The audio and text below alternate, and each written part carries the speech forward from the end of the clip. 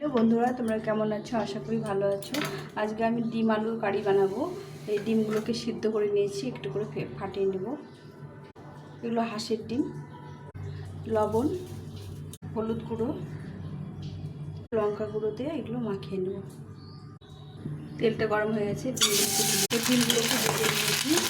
আমি ফেলবো এটা কেটে টমেটোটা কেটে নিই, পেঁয়াজটা কাটা,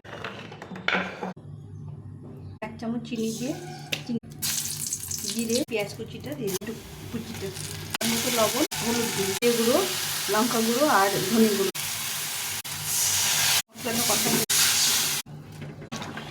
বানাইছে।